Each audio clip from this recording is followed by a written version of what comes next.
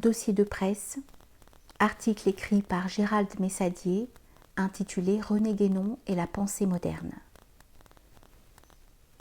Si l'on tente de définir, quelques jours après la mort de René Guénon, les frontières de l'exceptionnelle position qu'occupe son œuvre dans la pensée moderne, on découvre que l'importance de cette œuvre se détache non seulement sur un plan historique, puisqu'elle représente une réaction, mais que, par les propositions de son ésotérisme, elle adhère à ce que l'on appelle communément la philosophie éternelle, pour désigner le fond des traditions anciennes.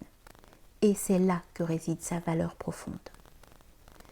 Il n'échappe guère aujourd'hui à ceux qui tentent de retracer les caractères d'ensemble de la pensée moderne que celle-ci, par une déviation révolutionnaire qu'accuse chacun de ses mouvements, tend progressivement depuis quelques siècles à sa propre négation, et que le caractère superficiel de la civilisation occidentale s'accroît symboliquement à l'Occident, en même temps que se développe et s'accélère la chute du mouvement historique. Ce dont Valéry avait eu conscience en écrivant dans sa fin de Monsieur Test, cette lucide formule « fin intellectuelle, marche funèbre de la pensée ». Cette superficialité s'exprime sans doute par une crise de croissance de l'humanité. Et si l'on souligne pourtant que celle-ci avait atteint dans certaines civilisations asiatiques et dans la civilisation pharaonique, puisque nous ne connaissons guère les traditions aztèques ou atlantes, une maturité bien supérieure.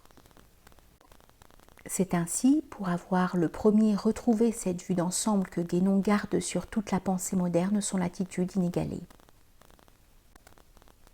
Une longitude par laquelle on peut définir la position de Guénon est celle de l'existentialisme, manifestation caractéristique de la pensée moderne, dont l'origine, comme la pensée d'un Carrel ou d'un Valéry, ressortit à un mouvement souterrain de réaction contre le rationalisme de l'Occident, mouvement qui prend naissance au cours de ce dernier demi-siècle, et que l'œuvre de Guénon éclaire avec une force singulière.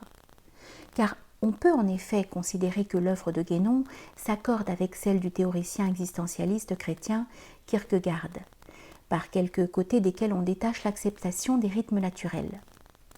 On soulignera toutefois que Guénon, sur un plan philosophique, redécouvrait ces rythmes, ainsi que la théorie des grands cycles de la nature, alors que l'existentialisme propose sur le plan moral une morale de l'ambiguïté basée sur leur acceptation.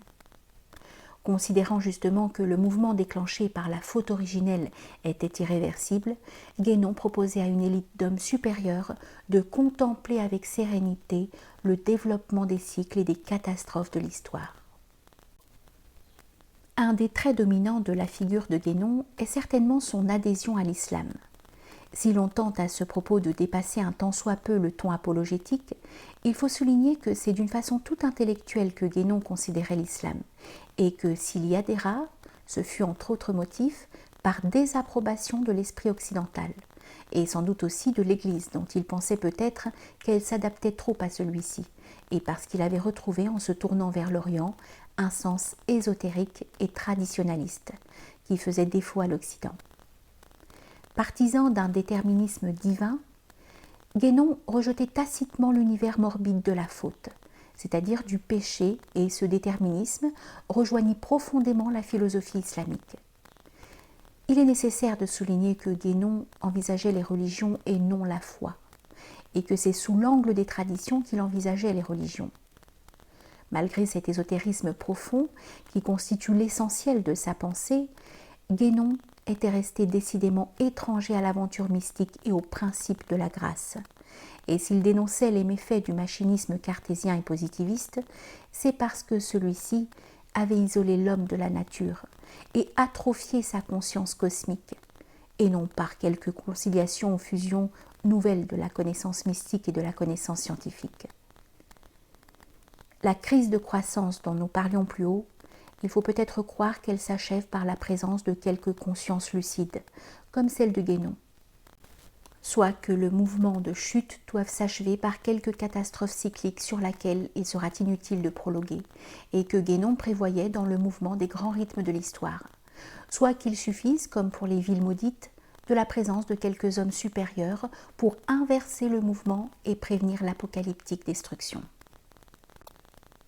L'influence actuelle de l'œuvre de Guénon est selon toute probabilité restreinte encore à des élites. On peut cependant trouver dans la figure nouvelle du romancier français Raymond Abellio un développement de l'ésotérisme supérieur de Guénon, ainsi qu'une illustration de ce courant dont nous parlions plus haut. Telle quelle, l'œuvre de René Guénon